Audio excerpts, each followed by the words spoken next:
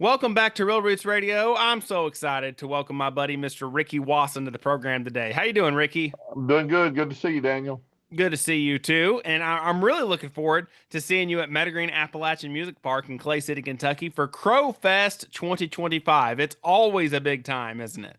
Yeah, boy. Yeah, we work hard getting up to it, and it's getting close, and we're all excited. And we've been over there working hard to get it in shape and get the grass mowed up good. I think we're going to have great weather. It's been really pretty here, and not too hot. Well, the hot weather's about gone away, and we're thankful for that. So we're looking forward to everybody coming and being with us. Thursday, Friday, and Saturday, August 21st through the 23rd. Why don't you tell us who some of the acts are that are going to be with us at Crowfest 2025 in Clay City, Kentucky? Okay, I'll go down the list here. On Thursday night, we're going to have Newhart and Wilson. That's Greg Wilson and Marcy and Justin Newhart and Greg's daughter Megan. They've got a brand new gospel band, and they're going to be with us at 7 o'clock. And then the Meadowgreen Trio, we have to put them in there because they work hard to help us have the show. So we have to. Plus, they live there, so we've got that's my two kids and Darren's fiance, Kylie. So they'll be there playing at 8 o'clock. And We can't have them going on strike or nothing, can we? now, what if they do? They have to move out, so it won't work too good. But we do have a that's going to open up for us at 6 o'clock. We had a kids camp there a few months ago, and had several kids. I think 12, 15 kids. They're actually going to be there at 6 o'clock, and they're going to get on stage and get to play. So we want to encourage those kids. And so if you want to come a little early and get you something to eat, that'd be great. And visit with these kids. They work really hard to learn how to play too. So they'll be there at 6 o'clock. So but then we got of course Newhart and Wilson. Then we got the Meadowgreen Trio, and then at 9 o'clock we got Caleb Darty Band from up in Indiana. Oh, Caleb's a great singer. We love Caleb singing, and we're looking forward to hearing them. And then on Friday, we're going to start the show at 12 o'clock, high noon, and that'll be the Kentucky, East Kentucky University in Richmond. A bluegrass ensemble will be there, and they'll play from 12 to 12:45. And then Darren's got a whole band coming in, which consists of the Meadowgreen Trio plus. So he'll have a banjo player and a bass player to play that with him, be the Darren Wasson band. Then Fast Track will be there, the Cox family. Then old Pap will be there. Joe Mullins and the Radio Ramblers will be there at 4 o'clock, and then we'll have Serpent Break. That's I've never heard that band before, but they and then Darren and them of course will play again, and then Fast Track again, and then Joe will play again. And then we're going to do a tribute to J.D. Crowe in the New South, and we have a bunch of friends there. I'm sure Caleb's going to hang around all weekend and get to sing with us, and he sings that Keith Whitley stuff about as good as it can be done. And so we're looking forward to that. So we're going to start at 8:30 with that, and we're just going to play till we get tired. So that'll work out fine. And then Saturday we got Morehead State University music ambassadors will be there to open the show for us. And then second band will be Fenced In, which is Rick O'Field and Kearney Wilson will be there with their band, and they play those traditional styles of Stanley music about as good as you're going to hear it. And You ain't kidding. and they can if they can get John to wake up and play that fiddle, and most time he does real well. So then the Cox family will be with us again. They're going to come and stay all weekend with us. And then Authentic Unlimited will be there for two big shows. They play their first show at 3 o'clock. Poor Ramblin' Boys will be there at 4. Then that Supple Break Band will be there again. Fenced In to play again. And then Poor Ramblin' Boys, Authentic Unlimited. And then we'll do another J.D. Crowe blowout. We've got some surprises that we're going to try to do that we've approved with the family. And we've got quite a few pieces of merchandise that we got some banjo heads and just some stuff that JD kept down through the years, and we're going to try to do some drawings and raffles, and any money we make with the t-shirts or raffles like that, we give away to scholarships. We've got 2 scholarships we're giving away this year. One of them is to a student from Morehead, and another one is a student from the brand new School of Music in Owensboro, Kentucky. Scott Nature's bringing a young man up to receive a scholarship for to be $1,000 scholarship, and so we're looking forward to that and to giving those away. And I think as of this weekend, we will have gave out 10 scholarships of $1,000 each by doing Crowefest, and we can only do that because of our sponsors and all the people that work hard for free, and we take our T-shirt money and different monies that we raise from different raffles, and so we're looking forward to doing that again this year. Why is the JD Crowe Memorial Scholarship Fund such an important way to celebrate JD's legacy? Well, I just think that's what he would, JD saved everything he ever had, and we can't bring ourselves to sell it unless we're giving it to somebody else. And that's I have got a slew of his stuff, and a lot of people want it, and a lot of people want this. They will just like to have a little piece of JD, and the only genuine way that I know to get rid of it is if we can give it to somebody else down the road. And so that's what we're going to start doing. We're going to start raising money with his things, and I think that's what he'd want to do. We've got a really good collection of stuff in the barn now in a showcase, and we change it around. The family brings things, and we change things out from time to time. And it's last year his granddaughter brought his Grammy, and so I'm hoping, and of course it's hers, and so she'll take it home with her. But we always try to make it a special, and I, everything I go at, I mean, he's meant so much to me down through the years, and made so many dreams come true for me that's just what I feel comfortable doing. And so we want to continue that as long as we can. We sure do miss our pal JD Crowe. That's one thing that's exciting about Crowefest 2025. Crowefest 2025, his legacy celebrated all weekend long. And in the barn at Meadowgreen Appalachian Music Park, they have some great artifacts from JD Crowe's career that folks can check out all weekend. I know all weekend you see people going through the barn and seeing all sorts of unique pictures and artifacts. And as you mentioned, those rotate. So if folks were at Crowefest 2024, they'll see different stuff on display in 2025, which is always really fun. It is, and it's a banjo picker's dream because we always have a lot of people come and bring their banjos. I'm pretty sure that his 20 hole will be there this year. It was last year, and it's a banjo picker's dream.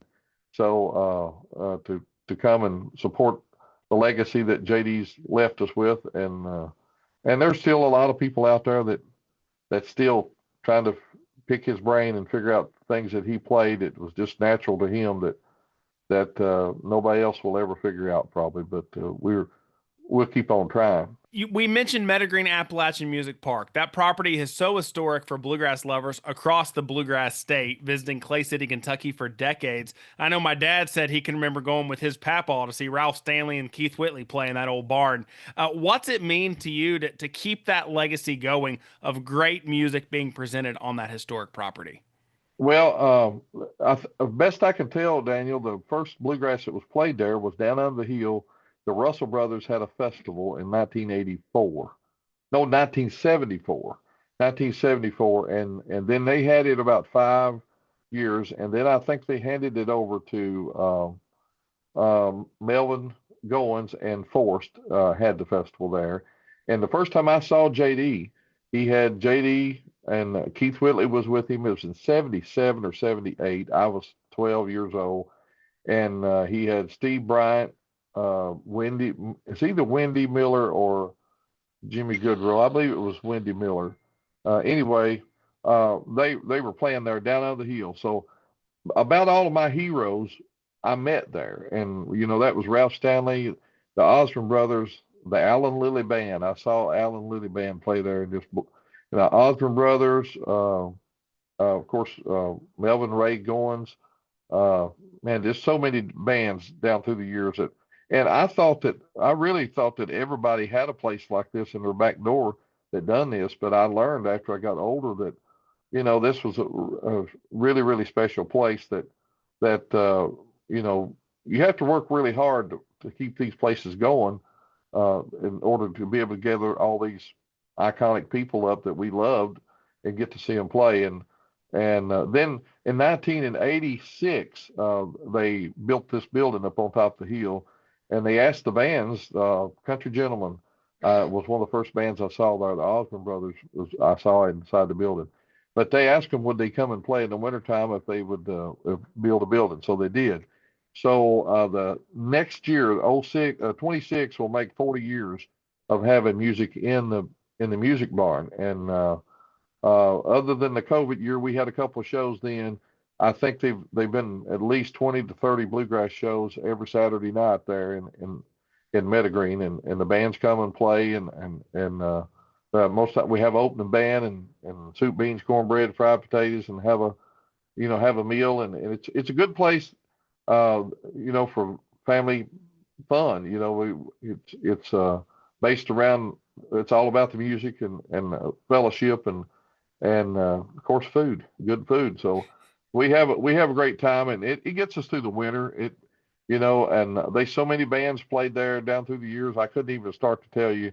I know I'd missed some, but on the back wall in the old barn there's most of the people signed it, and it's amazing how many of them's passed on. But it's just our job right now to keep it going and have the bands a place to play in the wintertime and get to see them, and it breaks the wintertime up. It's better than sitting at home and not getting to see no good music. So we'll just continue to do it. My kids live there on the farm, and we've got a great staff that helps us there, a lot of volunteers, and so if you're on a Saturday night, just go to meadowgreenpark.com and look us up and see who we're having at the show. We'll have a couple bands. You can drive down, and it's $20 for most all the shows.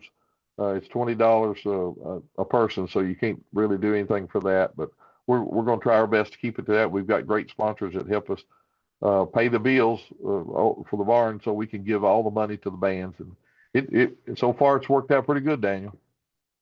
MeadowgreenMusicPark.com to learn more about Crowefest 2025 and to keep up to date with their schedule. It takes place during the fall, winter, and spring, bringing great bluegrass to Clay City, Kentucky. One thing that's great about having the barn on the property as well, and we experienced this a couple years ago when I was down there, in case of weather, you do have a plan B at Crowefest 2025. Yep. You can just move the show indoors. Can't beat that, can you? No, and we've been blessed with being able to get air conditioning in it in the last year, and so we can crank that air up. We'll keep it cool.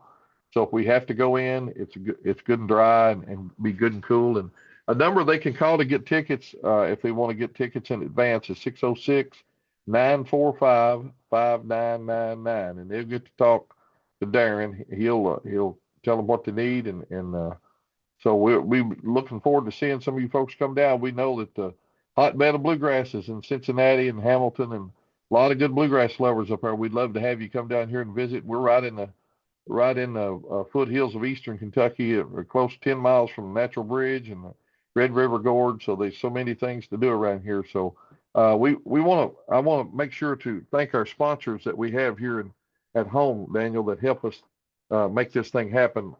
We have the Clay City Tourism. They're our hometown tourism, and they're always there to support us. And then we have Whitaker Bank. They're a local Kentucky bank that's always been behind us. They're bluegrass lovers. And Powell County Tourism and Stanton Tourism, they're always willing to help, and they help us in more ways than one. Powell County Tourism brings us a big tent and sets up for in case it rains outside and just a little drizzle, and you got a place to sit. Then we've got a lot of local sponsors here: Patrick's Collision, Tanner Dodge, Sound Biscuit, Kentucky Farm Bureau, Town and Country, a Minute Mark, Bypass Rental out of Winchester. They supply us with all of our porta pots and stuff, and Med Safe Pharmacy and Blue Chip Pick, which Matthew's always been a J.D. Crowe fan, and he never lets us down. He's always there. I put the first thumb pick on J.D.'s hand that Matthew made, and he played with it about 3 years, and he said, "Boy, if he would just do this, I would play with that." And I said, "I'll bet you he just fixed that up for you, JD." And the next morning he showed up at JD's house and fixed it up. So we appreciate all of our sponsors, because you've been around. If you don't have the support, you can't pay the bands. But we're sure blessed to have all these folks. And of course, we always want to thank the Crowe family for entrusting us with their family name to make JD look good and to commemorate his success and his legacy that he's left us with. We love him and we really miss him, but we know where he's at. We sure do miss JD Crowe. And if you're a Crowe fan, you got to make sure to head to Crowefest 2025. In addition to celebrating JD's legacy and supporting the JD Crowe Memorial Scholarship Fund, in addition to enjoying great bluegrass, there is no better feeling than on a summer day drinking a cold ale 8, eating soup, beans, and cornbread and fried taters, and hearing banjo picking. I mean, you can't beat that, can you? You can't. No, I don't know how you would beat that. Well, and then to top it all off, they always have great dessert as well. They can get you some yeller cake and some vanilla ice cream. I mean, have mercy. bring an insulin shot with you, but come on, bring it on. I'll make sure Santana's stocked up with her insulin. You need to do that. So MedigreenMusicPark.com for more details. Rickey, I'm so looking forward to Crowefest 2025. I appreciate you having me every year. Hey, thank you so much. You're welcome anytime, Daniel. We love having you. So we'll see you next week, buddy. Yes, sir. MedigreenMusicPark.com. Thanks so much, Rickey. Thank you.